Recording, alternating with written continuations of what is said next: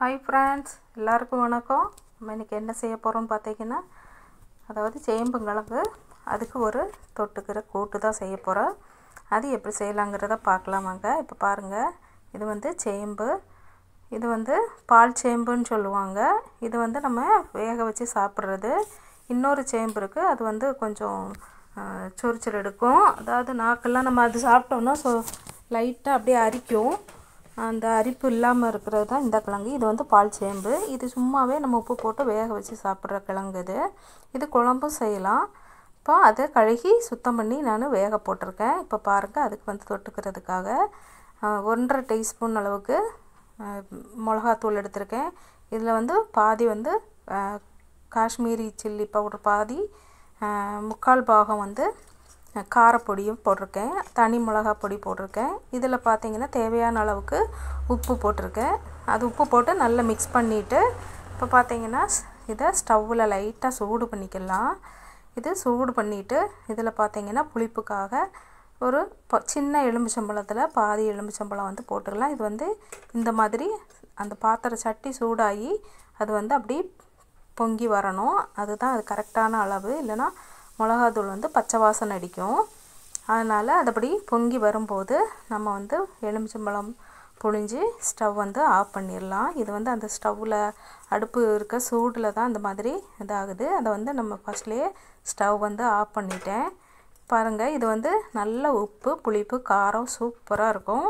கண்டிப்பாக இது மாதிரி ட்ரை பண்ணுங்கள். இது பாருங்கள் கட்டியாக இருக்குது. இதில் வந்து ஒரு 1/2 டீஸ்பூன் அளவுக்கு தேங்காய் எண்ணெய் ஊற்றி மிக்ஸ் பண்ணி வச்சுக்கலாம். பாருங்கள், கிழங்கு வெந்துருச்சான்னு பார்க்கலாம். கிழங்கு வந்து நல்லா வெந்துருச்சு. இதை வந்து வடிகட்டி எடுத்துகிட்டு நாம் வந்து தோலெல்லாம் உரித்து எடுத்துக்கலாம். இது வந்து பார்த்திங்கன்னா காலையில் பிரேக்ஃபாஸ்ட்டுக்கு, ஈவினிங் வந்து 4 மணிக்கு கூட இந்த மாதிரி சாப்பிட்லாம்.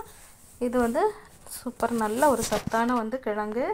இது சாப்பிடும்போது நல்ல இந்த மூலம் இருக்கவங்களுக்கெல்லாம் பார்த்திங்கன்னா இது வந்து நல்ல ஃப்ரீயாக மோஷன் போகிறதுக்கெல்லாம் நல்ல சூப்பராக இருக்கும். இந்த கிழங்கு சாப்பிடும்போது பொதுவாகவே கிழங்கு வகைகள் சாப்பிடும்போது பார்த்திங்கன்னா மோஷன் போகிறதுக்கு கஷ்டமாக இருக்காது. அதனால் கிழங்கு வகைகள் அதிகமாக எடுத்துக்கிறது ரொம்ப நல்லது. பாருங்கள், இந்த தோலெல்லாம் வந்து எவ்வளோ ஈஸியாக வந்துடுது பாருங்கள். நல்லா வெந்துருச்சு.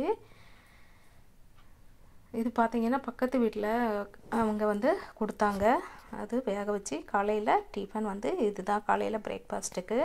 கிழங்கு பாருங்கள் எந்த அளவுக்கு சாஃப்டாக இருக்குங்கிறது. மெழுகு மாதிரி இருக்கும் பார்த்துக்கோங்க. பாருங்கள், இது ஒடிக்கும்போது எப்படி இருக்குன்னு. 2ஆக பிச்சு எடுக்கும்போது அந்தளவுக்கு சாஃப்டாக இருக்கும். இது தொட்டு சாப்பிட்டோன்னா அவ்வளோ டேஸ்ட்டாக இருக்கும். கண்டிப்பாக நீங்களும் ட்ரை பண்ணி பாருங்கள். இது கண்டிப்பாக உங்களுக்கு பிடிச்சிருக்குன்னு நினைக்கிறேன். பிடிச்சிருந்தா ஒரு லைக் பண்ணுங்கள், ஷேர் பண்ணுங்கள், சப்ஸ்கிரைப் பண்ணுங்கள். பாருங்கள், இந்த கூட்டு வந்து சூப்பராக இருக்கும். சாதத்துக்கெல்லாம் சூப்பர். இது வச்சே சாப்பிட்டுக்கலாம், கஞ்சி சாப்பிட்டுக்கலாம், சாதத்துக்கு இது தொட்டு அப்படி பெரட்டி சாப்பிட்டோன்னா அவ்வளோ ஒரு டேஸ்ட்டாக இருக்கும். எதுவுமே இல்லைனா கூட இந்த கூட்டு வச்சு சாப்பிட்டுக்கலாம். இந்த சட்னி வச்சு அவ்வளோ டேஸ்ட்டாக இருக்கும். கண்டிப்பாக நீங்களும் ட்ரை பண்ணி பாருங்கள். ட்ரை பண்ணி பார்த்துட்டு உங்கள் கருத்துக்களை கமெண்ட் பாக்ஸில் தெரியப்படுத்துங்க. நன்றி, வணக்கம், தேங்க்ஸ்.